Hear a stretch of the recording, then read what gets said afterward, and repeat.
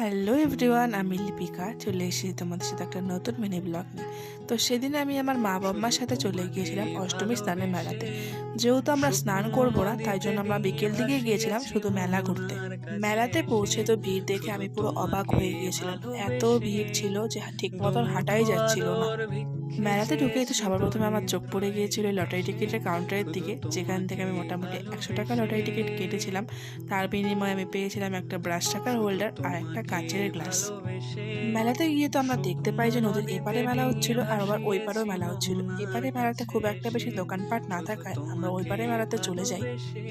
তারপরে তো আমার চোখে পড়ে এই ঘর সাজানো আর্টিফিশিয়াল ফুলগুলো, যেগুলো দেখতে বেশ সুন্দর ছিল আর দামও কম ছিল। আমি বেশ কয়েকটা ওখান থেকে কিনে নিই। আমি মেলাতে যাবো আর নাগরদোলায় উঠবো না, সেটা তো হতেই পারে না।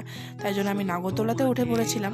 তারপর নাগরদোলা থেকে নেমে মেলার এই চারপাশটা একটু ভালো করে ঘুরে নেই, কয়েকটা কাপও কিনে নিই, তারপর চলে আসি বাড়ি। তো আজকের মতো মিনি ব্লগটা এতটুকুই। ভিডিওটি ভালো লাগলে লাইক কমেন্ট শেয়ার করতে ভুলো না। দেখা হচ্ছে এরকম আরো একটি মিনি ব্লগের সাথে। ততক্ষণের মতো ভালো থেকো, সুস্থ থেকো, টাটা, বাই।